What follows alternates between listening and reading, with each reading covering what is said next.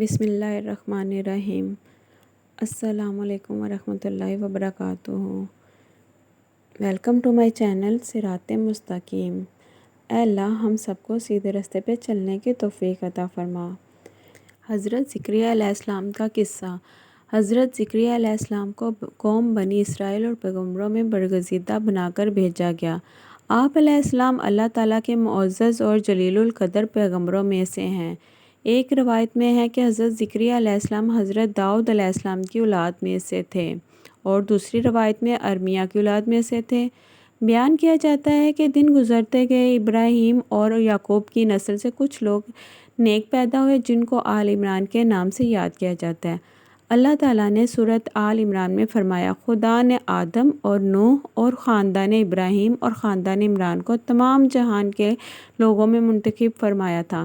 ان میں سے بعض کی اولاد تھے اور خدا سننے والا اور جاننے والا ہے۔ زکریا علیہ السلام کی بیوی یحییٰ علیہ السلام کی والدہ اور مریم علیہ السلام کی والدہ حنہ حقیقی بہنیں تھیں، جبکہ زکریا علیہ السلام رشتے میں مریم علیہ السلام کے خالو لگتے تھے۔ حضرت عمران علیہ السلام کی بیوی نے منت مانی تھی کہ جو بچہ پیدا ہوگا اسے بیت المقدس کی خدمت کے لیے وقف کر دیں گی۔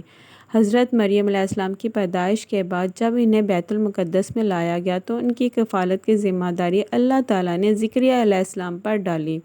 آپ علیہ السلام بنی اسرائیل میں معزز شخص مانے جاتے تھے۔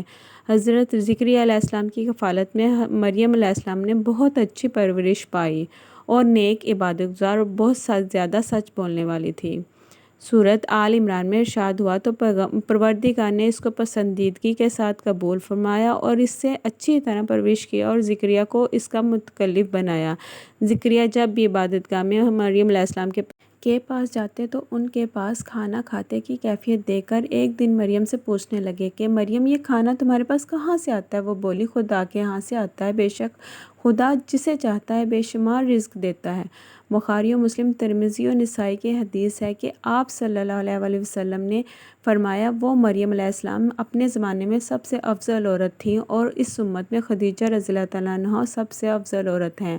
اولاد کی خواہش۔ زکریا علیہ السلام نے جب حضرت مریم علیہ السلام کی فضیلت دیکھی تو ان کے دل میں بھی اولاد کی خواہش پیدا ہوئی، کیونکہ اس وقت تک آپ بے اولاد تھے، جبکہ آپ کی عمر اس وقت 100 سال سے زائد تھی اور بیوی 90 سال کی تھی۔ اولاد کی شدید تمنا کے باعث انہوں نے اللہ سے مدد مانگی، جس کا ذکر یوں آتا ہے۔ ترجمہ: یہ تمہارے پروردگار کی مہربانی کا بیان ہے جو اس نے اپنے بندے زکریا پر کی، جو میری اور اولاد یعقوب کی میراث کا مالک ہو، اور اے میرے پروردگار اس کو خوش اتوار بناؤ۔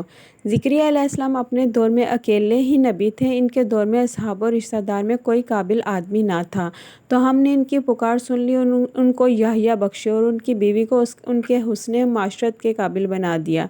یہ لوگ لپک لپک کر نیکیاں کرتے اور ہمیں امید سے پکارتے اور ہمارے آگے عاجزی کیا کرتے تھے۔ دعا کی قبولیت۔ زکریا علیہ السلام یہ سن کر خوش ہوئے اور حیران بھی، کہنے لگے، پروردگار، میرے ہاں کس طرح لڑکا ہوگا جس حال میں میری بیوی بانجھا اور میں بڑھاپے کی انتہا کو پہنچ گیا ہوں؟ اللہ تعالیٰ نے جواب دیا، حکم ہوا کہ اسی طرح ہوگا۔ تمہارے پروردگار نے فرمایا ہے کہ مجھے یہ آسان ہے کہ میں پہلے تم کو بھی پیدا کر چکا ہوں اور تم کچھ چیز نہ تھے۔ زکریا علیہ السلام نے عرض کیا کہ اے پروردگار، میرے لیے کوئی نشانی مقرر فرما دیجئے۔ فرمایا، نشانی یہ ہے کہ تم صحیح و سالم ہو کر 3 دن رات لوگوں سے بات نہ کر سکو گے۔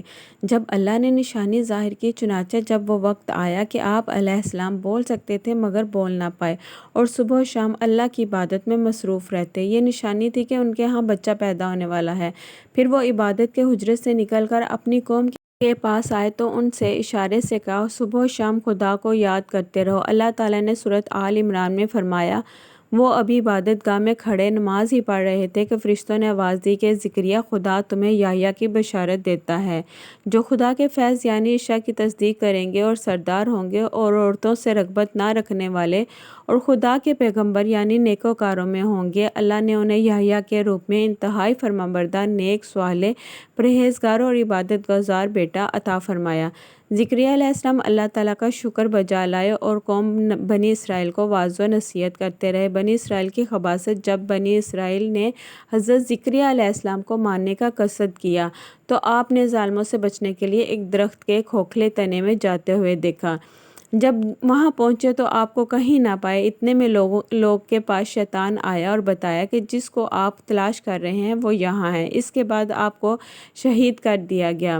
نصیحت: انسان کتنے ہی بلند و بالا مقام پر پہنچ جائے اور اللہ کے ساتھ اسے زیادہ قرب حاصل ہو جائے، تب بھی وہ اللہ کا بندہ ہی رہتا ہے، اور کسی بھی بلندی پر پہنچ کر وہ اللہ یا اللہ کا بیٹا نہیں ہو سکتا، نہ اس کا شریک ہو سکتا ہے۔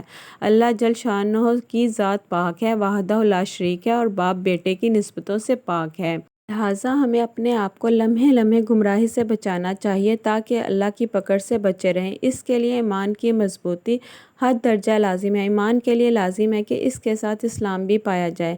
اسی طرح حقیقی اسلام کے لیے شرط ہے کہ اس کے ساتھ ایمان بھی ہو۔ ایمان دین کی ہر اس بات کو دل سے سچا ماننے اور زبان سے اس کا اقرار کرنے اور اپنے عمل سے اس کو ظاہر کرنے کا نام ہے، جو اللہ تعالیٰ نے اپنے بندوں پر مقرر کر دیا، جبکہ اسلام اطاعت، فرما برداری اور عمل کرنے کا نام ہے۔ اللہ تعالیٰ ہمیں پرہیزگاری عطا فرمائے اور دین کی تعلیمات پر پورے طور پر عمل پیرا ہونے کی توفیق عطا فرمائے، آمین یا رب العالمین۔ اگر میری ویڈیو اچھی لگی ہو تو چینل کو سبسکرائب کریں، لائک کریں اور شیئر کریں، اور بیل آئیکن کو دبانا مت بھولیں۔ جزاک اللہ خیرہ۔